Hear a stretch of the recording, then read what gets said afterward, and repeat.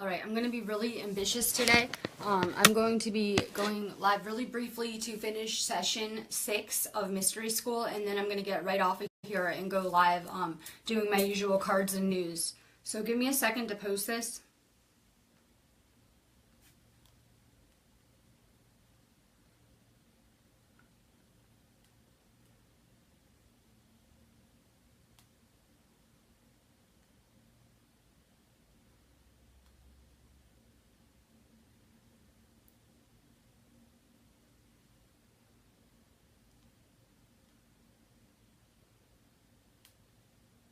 Alright, I just had to finish up really quick what I was going over yesterday before I had some kind of rough energy on here. I already knew I had to keep it really short yesterday. So I split this into 2 sections. This is off of the study guides, which I have posted in the Mystery School class. You guys can go ahead and search for any of my posts. I use hashtags, so if you put in session, you're able to pull up all the material on it, including videos. I put the sessions up and the study guides. So you're kind of getting the information from several places. This is my interpretation of it. This is me breaking down the Law of One. And it's pretty amazing for me to be revisiting this material because when I first woke up, I was directed immediately to the Law of One. This actually used to be our religion when we were incarnated into Egypt. So we have a familiarity with this text already. We already used to live by the Law of One. And a lot of us have higher density souls. A lot of us are the wanderers. We are the walk-ins. We are the starseeds. All different things. But we have higher density souls. So this material should really resonate with you. Going back to oneness, getting rid of duality, basically living and seeing each other as the creator. So this was a big part of my journey. So it's pretty amazing to be revisiting this material now that I'm a lot more awake and aware. So I'm able to kind of absorb it on a different level. So it's pretty amazing. I'm revisiting it too along with you guys. And I'm pretty much enjoying it. If you guys have not joined our Mystery School, let me know. There is a $20 donation to be added to the class. This is a one-time fee just to be added to the group. It's in here. It's on Facebook on a group. And we're going to be studying the Law of One. But I'm going to be teaching indefinitely from that space. I'm not sure how long it will take us to cover the Law of One. As you guys know, it's several books. So it probably could take a long time. But I will be teaching indefinitely from this space. So we're going to go over session 6, part 2. If a person has had roughly 65% of its lives in the sexual biological complex of the opposite polarity to its current body, then the person is vulnerable to infringement in your urban areas and may become what you call homosexual. Yeah, I'm going to go there. I know most people wouldn't, but this is me. Hey, I'm going to go there. Let's briefly talk about what infringement is. This can include indoctrination. We're seeing it everywhere. We're seeing a lot of things with small children being indoctrinated younger and younger. Medications and hormones being pumped into our water supplies. That's never good. We have lots of aura manipulation occurring in real time in all different types of ways. Let's see, there are a lot of contamination or distortions of the soul occurring, such as marriages, being used for attachment, ownership, and possession.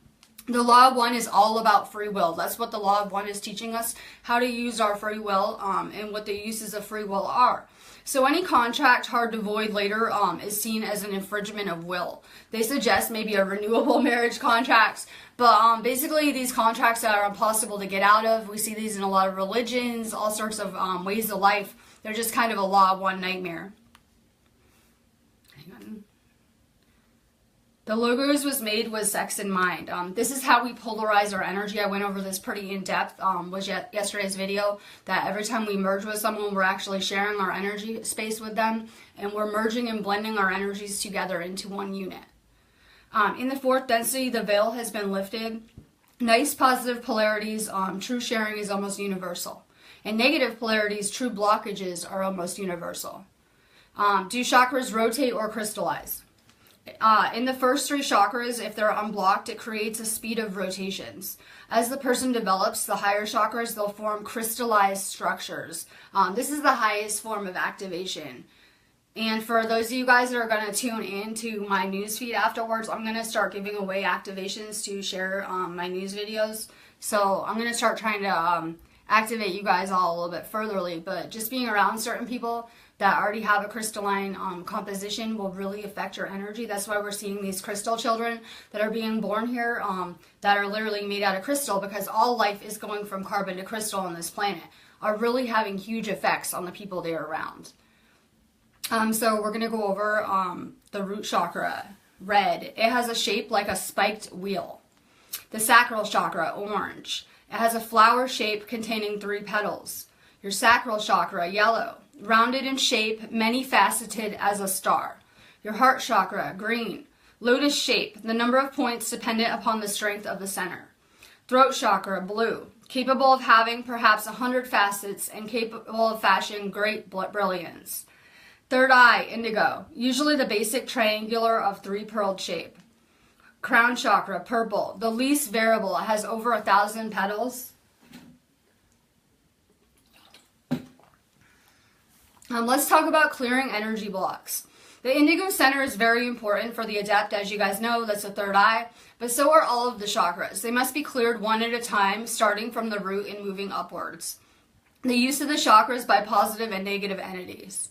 The negative entity uses the first 3 chakras, as you guys know. That's all about separation, control, using sexual means for personal assertion. Positive entities may merge and serve others. They're usually in the higher chakras. They radiate without expecting a transfer in return. That's what I do. I don't care. I pour out my energy. I've been told I have infinite energy as long as I'm not tired, so it's not a big deal, and just to pour it out, but without expecting anything in return. Also remember, your chakras may be functioning okay without crystalline. Not everyone's chakras will crystallize. It depends. Crystallized centers have high voltage characteristics. I've been feeling the electricity running through my body in a very high voltage type of way. I mean, when I first opened, I already had all my chakras open, but I used to get kind of these zaps of electricity, and I was told that's a good sign. That means all your chakras are opening, and that was kind of my body adjusting to these new frequencies. But now I'm getting more like high voltage characteristics. The root chakra. The red ray is the strengthening ray for each density. This chakra is related to survival, as you guys know, fear and survival. Okay, once it's balanced and open, the secret opens up to so much more. When we have these blocked root chakras and we're living in fear, we just manifest our fears. The sacral chakra. The orange ray is about power, as you guys know. This is intense. We see it playing out with slavery, human trafficking, power struggles in the world right now in real time. The sacral chakra. The yellow ray is about empathy and concern relating to the good of all. This chakra is susceptible to blockages related to ego. These blockages manifest towards power and manipulation. Yes, we have to set aside our own wishes and what we want for the good of all, what is best for the whole. Your heart chakra. The green ray is about compassion and all forging love. We discussed this in the last video about how important these energy transfers are. This is a compassionate love that expects nothing in return. It is the springboard to intelligent infinity. Blockages in this chakra manifest as difficulties in expressing love, compassion, or narcissistic traits. We see this everywhere. When you have a closed heart chakra, it's going to cut you off from empathy. So a lot of like the elite, they would have blocked or closed heart chakras, causing them to be very narcissistic with no empathy.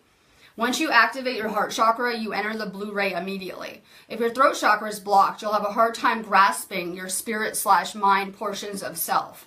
This leads to not understanding oneself. People with a blocked throat chakra have difficulties communicating, or they feel they can't speak their truth. Someone with an open throat chakra is a creator. That's what I like to do. I like to create with my words. I understand my words can create or destroy, so I'm trying to be more careful with my words and using them to create. The third eye, or indigo ray, is the ray of awareness as the creator itself.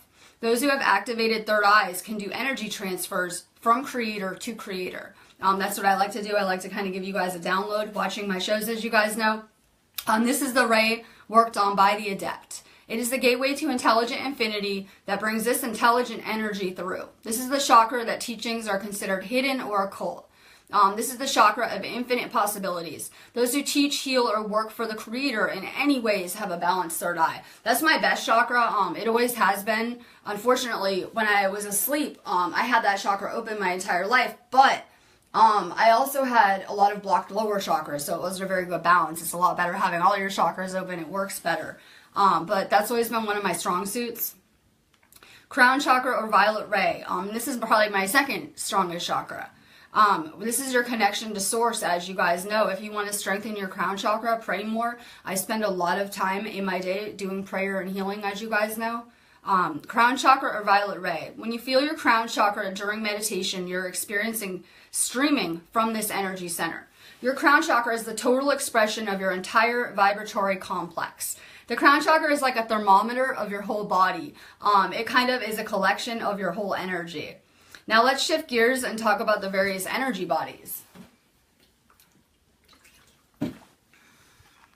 We know from historic literature, we each have a physical, aesthetic, emotional, and astral body. Each density of the octave has a color, and then we also know that the densities relate to the chakras, and so they have the same color system almost. Each density correlates with each chakra. We see the number 7 repeated often, so we also have 7 basic bodies. We see the same numbers all the time. 33 is another popular one. Different religions have different names for these bodies. The red ray body. This is your chemical body. It's not your physical, but the unconstructed material of the body. It's the elemental body without form. The orange ray body. This is the physical body complex. It's still not the body we inhabit, though. It's the body formed with self-awareness, the body of the womb before the spirit mind enters. The yellow ray body. This is our physical vessel as you know it, the one we're living in. The green ray body. This is a lighter body packed with more density and more life. This is the astral body as you guys know it. Some people have called it the etheric body, but this isn't correct. We'll discuss that in a minute. The blue ray or light body. The light body is also called the devacanic body. I also refer to it as the Merkaba. We all should be familiar with the light body by now. The indigo ray. This is the etheric body. It's the gateway body. It's the actual etheric body. Usually you can only see the mold of it. The light molds it as it desires. This is the first body that activates when we die. The Egyptians referred to it as the Ka. The violet ray. This is the Buddha body, or the body which is complete. It contains unity with all that is. Okay, I'm going to let you guys go because I'm about to get right off of here and within like 5 minutes go live with news. But I want to let you guys know that if you haven't signed up for our class, you can still join it. Just message me, comment to me, or whatever. Definitely check it out because it's really an amazing space. And although I'm streaming live from our business page, if you guys want the lessons and study guides and everything that goes with it, you have to sign up for the class. So stay really high vibe, use this energy, and I'll see you guys in 1 minute.